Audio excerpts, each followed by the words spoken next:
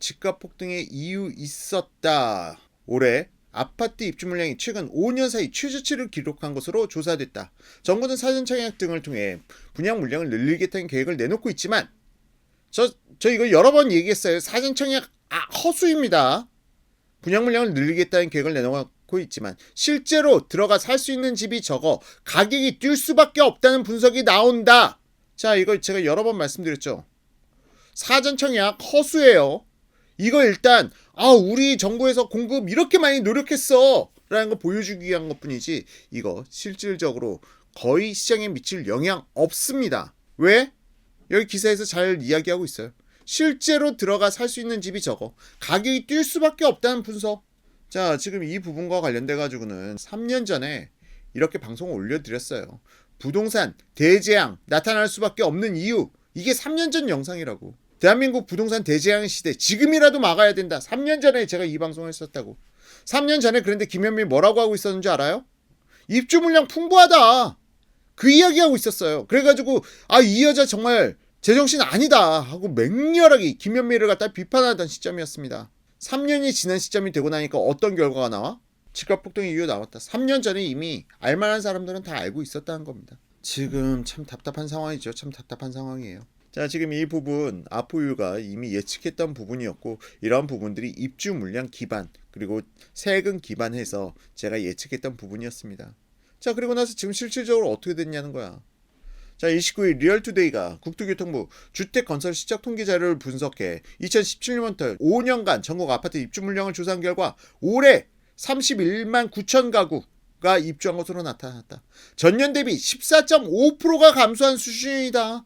와, 2017년 39만 가구, 2018년 48만 가구, 그리고 2019년 40만 가구.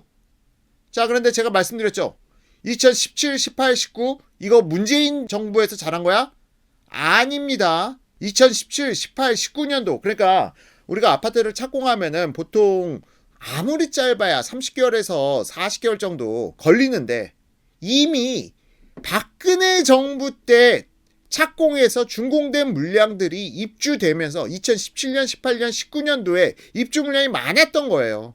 그리고 이제부터 현 정부의 실적이 나오는 거라고. 2020년부터 2020년 2018년 대비 11만 가구가 줄었어.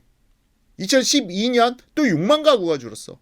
전년 대비해서. 이런데 집값이 어떻게 안 올라. 이러는데 실질적으로 2017년 18년 19년 이 부분은 이전 정부의 공적이고요. 현 정부의 공적은 2020년 2021년 22년 23년 그때까지 쭉 이어진다는 겁니다. 실질적으로 입주 물량이 상당히 박살난 상태이고요. 2022년, 2021년보다 더 처참할 수 있습니다. 지금 전부 다 직결을 해봐야 알겠지만 2022년, 2021년보다 더 처참할 수 있어요. 자, 어쨌든 지금의 상승 2021년 거래량 폭감이야. 거래량 폭감인데 가격은 폭등했어. 왜 그래? 바로 이러한 배경이 있었다. 그리고 특히 여기서 우리가 유의해서 봐야 되는 게 경기도가 2017년, 18년, 19년 저는 2016년도에 진행했던 오프라인 강의에서 2017, 18, 19년 입주 물량 많다. 그런데 이때 적극적인 매수 타이밍이라고 이야기했어요. 경기도. 이때 적극적으로 2018년, 2019년 특히 수원도 이때 매수하라고 저는 강력하게 이야기했어요.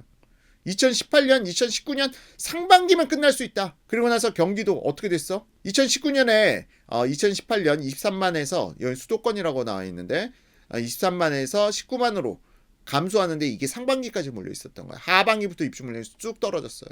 정부가 공급량을 늘리겠다면 사전청약 물량 등을 늘리고 있지만 공공 사전청약의 경우 입주 시기가 정해져 있지 않고 페이크다 이야기하고 있는 겁니다. 공공주도라 속도감이 떨어진다는 문제가 지적되고 있다. 전문가들은 정부 역시 상계 신도시 사전청약이나 대규모 공급책을 펼치겠다고 하고 있지만 실제 입주까지 이거 5년 내에 잘 안 돼. 5년 내에 입주하는 게 가장 빨리 들어올 거야 아마. 차기 정부 초기까지도 안 될 거야. 차기 정부 말기에서나 좀 약간 입주가 들어올까? 자, 상당한 시간이 걸릴 것으로 예상된다면 내년도 청약도 경쟁 치열할 것이라고 말했다. 자, 그런데 이런데 시장이 안정된다고? 다음 기사를 보면은 다음 기사는 좀 더 세게 썼어요. 올해 입주 물량 31만 9천 가구 최저. 실패한 문정부 정책 통계로 드러났다. 정부 공식 통계에서 올해 아파트 입주 물량이 문재인 정부 들어 가장 적은 것으로 나타났다. 주택 수요 증가가 가격 폭등의 원인이라던 정부의 주장이 사실과 다르다는 것을 정부 스스로 입증한 셈이다. 주택 수요 증가가 가격 폭등의 원인이라던 정부의 주장이 사실과 다르다는 것을 정부 스스로 입증한 셈이다. 자, 입주 물량이 없으니까 어디로 가? 그 수요가 전부 다 구축 아파트로 가지. 구축 아파트로 가면서 구축 아파트들이 가격 폭등이 나타날 수밖에 없었던 거지. 자, 이쪽 기사에서는 훨씬 더 좀 더 강도 높게 비판했고요.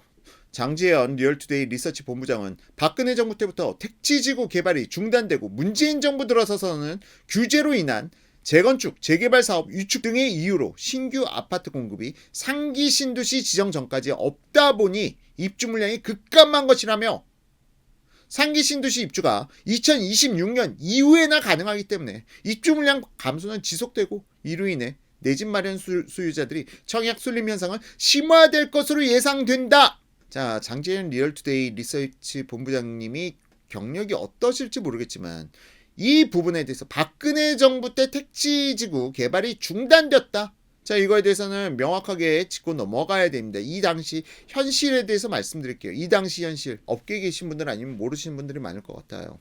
실질적으로 이 당시 택지 개발했어도 망했습니다. 분명히 말씀드리는데 이 당시 박근혜 정부 때 택지 개발을 지속적으로 추진했어도 망했어요. 지금에서야 도저히 아포님 도대체 무슨 말씀이세요? 공공택지는 지금 건설사들 서로 못 들어가서 안달인데요. 2014년 15년의 상황은 그렇지 않았습니다. 2013년의 상황은 그렇지 않았어요. 2013년도에 여러분 광명 역세권 개발이라고 해가지고 여러분 누구나 다 아실 거예요. 부동산에 대해서 투자 관심 있으신 분들 광명 역세권 개발 대박 터뜨렸죠. 청약 경쟁률 몇백 대 1 갔죠. 자, 그런데 광명 역세권 개발이 토지가 건설사들이 서로 분양 안 받으려고 유찰받던 시기예요. 그 당시가 초기 분양률 30% 나오면은 와 성공했다고 건설사들 자축하고 있는 그런 분위기였습니다. 초기 분양률, 청약 경쟁률 1대1 꿈도 안고 3순위까지 가서 간신히 청약 경쟁률 1대1 만들어냈다고. 그 당시 그런 상황도 있었어요. 그래서 건설사들이 미분양이 너무 적재돼가지고 토지를 분양받을 수 없는 그런 상황까지 갔었다고. 하다못해 건설사들은 제발 LH 제발 저희 좀 살려주세요 하면서 분양받았던 토지마저도 환불받던 그런 시기였어요. 2013년, 2014년. 그렇기 때문에 그런 사유가 있어서 택지 개발을 갖다 못했던 부분도 있었고, 그 당시 박근혜 정부에서 표면적으로 내세웠던 부분은 이제는 범주를 갖다가 점점 더 확장시켜서 국토를 개발하는 게 아니라 도시 밀집형으로 개발하겠다 하고 그 당시에 앞으로 택지 개발지구 더 이상 개발하지 않겠다라는 말씀을 하셨었는데 그 뒤에 배경에는 이러한 많은 비하인드 스토리가 있었다. 그 당시에 건설사들 분양이 안 돼가지고 전세식 분양이 유행이었습니다. 왜? 준공이 됐는데 금융권 PF 프로젝트 파이낸싱 대출 갚아야 하는데 돈이 어디서 들어와? 준공 됐는데 분양률 50%, 40%야. 미분양 50%, 60% 어떻게 할 거야? 그래서 전세식 분양으로 돌려버리고 그런 시기였었다고요. 그런데 누가 택지를 분양받아? 미분양이 이만큼 산처럼 누적돼 있는데 건설사도 현금 유동성 캐시플로우가 안 따라주는데 분양을 받을 수 없었던 거지. 그래서 박근혜 정부 때 그 당시에 건설사들 유동성 좀 늘려주고 다시 공급을 갖다 늘려줄 수 있는 대책으로 해서 빚내서 집사라 정책 초이노믹스가 탄생한 거예요. 이 당시 이 배경을 전혀 생각도 안 하고 최경환 경제부총리 미친놈이다. 이 사람이 주택가격 폭등의 원흉이다. 정말 미친놈들이에요. 그렇게 이야기하는 사람들. 제가 이 부분은 KB경영연구소에서 진행한 포럼에서 국토연구원 출신 박사님, 좀 높은 사람인가 봐. 그분이 와가지고 초이노믹스를 욕하고 있더라고. 그래서 제가 거기서 면전에서 어마어마하게 팩트 폭격 날려버렸습니다.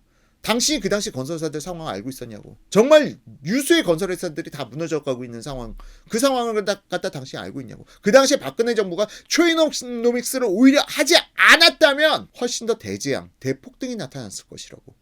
자, 어쨌든 이 부분과 관련돼 가지고는 정말 박근혜 정부 책임론 이야기하는 거, 이거는 건설사 실무를 전혀 모르고 있거나 아니면 정말 건설사에 계시는데 이 부분에 대해서 잘 모르신다면은 실무에 관심이 없거나 좀 이러한 부분에 대해서 쉽게 이야기할 수 있는 부분이 아니다. 오히려 박근혜 정부 때 주택시장을 안정시켰던 게 팩트입니다. 그리고 그거에 대한 최대 수혜를 받은 정부가 문재인 정부인데 이걸 조세 정책으로 이렇게까지 망가뜨려요. 2017, 18, 19 정말 집값 잡기 좋은 시기였어요. 정말 집값 잡기 좋은 시기였다. 그런데 여기에다가 다시 한번 지난 참여정부에서 썼던 종부세, 양도세 참여정부 때보다 훨씬 더 높여버렸어. 그러니까 참여정부 때보다 훨씬 집값이 올라버린 거예요.